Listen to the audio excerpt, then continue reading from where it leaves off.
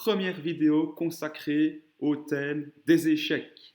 Les échecs. Ce fameux jeu de société relevant du domaine de la stratégie.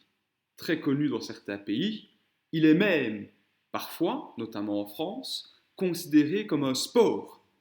Sport cérébral, bien évidemment. Quoique, à force de pousser du bois, nous pourrions peut-être acquérir une certaine dextérité doigtale, mais c'est un autre sujet. Jeu de société, jeu de stratégie, sport, les définitions de ce jeu sont nombreuses, mais ont en réalité peu d'importance, étant donné que le but premier du jeu d'échecs, comme son nom l'indique d'ailleurs, c'est de jouer et donc de prendre plaisir, de s'amuser.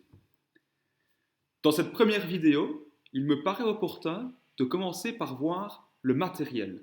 Avec quoi joue-t-on aux échecs?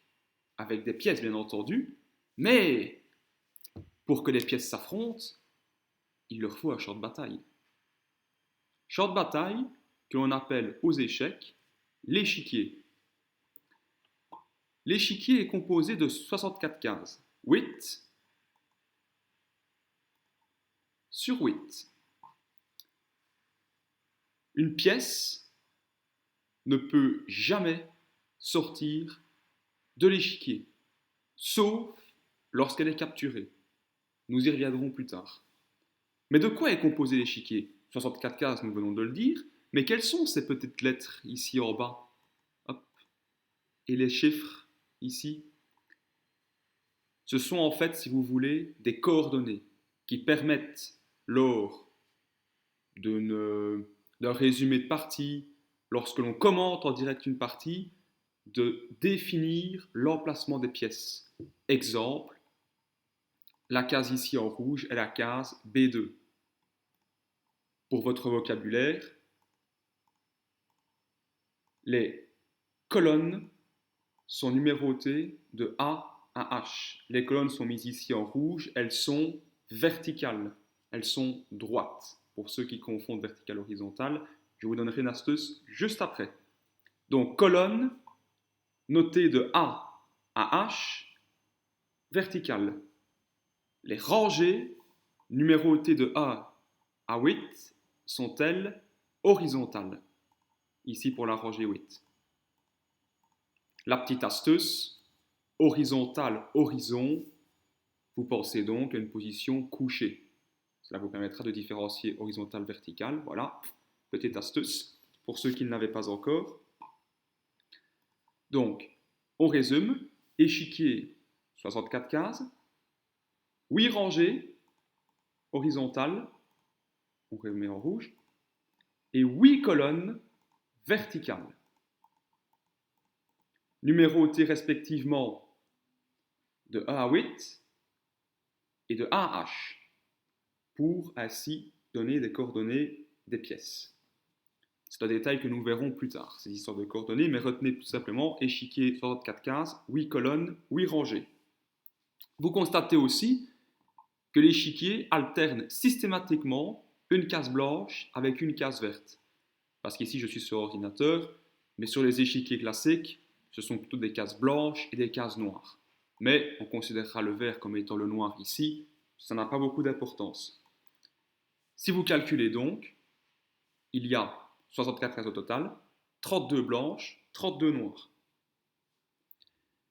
Maintenant que nous avons pris connaissance du champ de bataille, passons un petit peu à l'analyse des pièces. Quelles sont les pièces qui se livrent bataille? Il y en a 16 de chaque côté. 16 pour les noirs, 16 pour les blancs. Identiques. Chaque camp possède les mêmes pièces en même quantité, en début de partie. Commençons donc par voir peut-être la pièce la plus emblématique, c'est souvent celle que l'on met en avant sur les jeux d'échecs, sur les applications des jeux d'échecs. Le pion, que l'on va placer ici au centre de l'échiquier. Il y a ensuite, prenons dans l'ordre tel qu'il apparaît sur l'écran, le fou. Suivi, je vois déjà les gens dire le cheval. Vous pouvez dire le cheval, mais le terme spécifique aux échecs, c'est le cavalier. Suivi d'ensuite de là, La tour. Correct. Ah, ici aussi. Beaucoup disent la reine. Mais le terme des échecs est la dame. J'expliquerai plus tard pourquoi on dit dame et pas reine. Et enfin, la pièce maîtresse, la pièce qui nous fait gagner ou qui nous fait perdre une partie, le roi. Vous avez retenu les termes? Roi, dame, tour, cavalier, fou, pion. Alors oui, mais en quelle quantité les camps ont-ils ces pièces-là? Dans une partie d'échecs, chaque camp possède 8 pions, donc 8 fois cette pièce-ci. Chaque camp possède 2 fous, 2 cavaliers, 2 tours, une dame et un roi. 8 pions, 2 fous, 2 cavaliers, 2 tours, une dame et un roi. La tour a mangé la dame. Alors, où se placent ces pièces initialement sur l'échiquier? Aux échecs classiques, la position initiale est toujours la même. Et je vais vous donner des petites astuces justement pour retenir comment placer les pièces. Commençons donc par les pions. Les pions se placent toujours en début de partie, tous sur les 7e et 2e rangées. 7e rangée, 2e rangée. Et les 8 se placent sur cette rangée. Vous l'avez compris. Alors oui, vous allez me dire, mais comment savons-nous si le pion blanc va sur la 7e et donc le pion noir sur la 2e, ou si, comme je l'ai mis au départ, le pion noir va sur la 7e et le pion blanc sur la 2e. Retenez qu'aux échecs, les blancs jouent toujours initialement sur la première et la 2e rangée. Les noirs, eux, commencent systématiquement sur la 7e et 8e.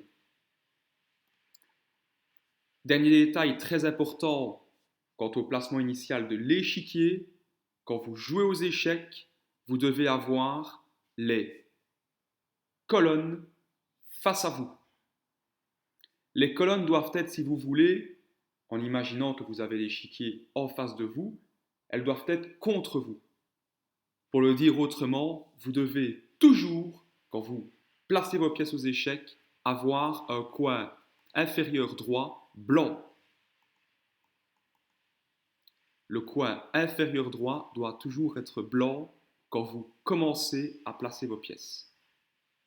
Maintenant, tout cela est dit. Donc, coin droit inférieur blanc et les pions sur la 2e et 7e rangée, sachant que les blancs se placent toujours sur les premières et 2e rangées et les noirs sur les 7e et 8e. Donc, plaçons les pions. On va prendre le temps de les placer et je vais vous expliquer la petite astuce pour retenir ce placement. Les pions sont nombreux parce qu'ils sont, en général, ça dépend des positions, mais de manière générale, ils sont plus faibles que les autres pièces. On peut les considérer comme les gardes du château, si vous voulez. Et où place-t-on les gardes en général? Dans la cour, devant le pont-levis. Ils sont donc à l'extérieur. Vous pouvez imaginer ici la barrière que forment les pions, protégeant le château situé derrière. Alors, qu'est-ce qui définit les extrémités d'un château? Vous l'avez compris, les tours. Les tours se placent donc toujours sur le bord de l'échiquier. Première et 8e rangée. Alors, nous avons les gardes qui gardent le château, les tours qui délimitent l'emplacement du refuge. Qu'est-ce que l'on met en général loin du donjon, loin du lieu de vie par rapport aux odeurs notamment? Les écuries. Les écuries placées en général près des murs du château pour ne pas que les odeurs viennent gêner la vie commune. Qu'est-ce que nous avons ensuite? Très proche de la famille royale, les fous. Les fous du roi, notamment chargés de divertir son Altesse. Hop. Ensuite, du coup, nous avons, vous l'avez compris, la dame et le roi.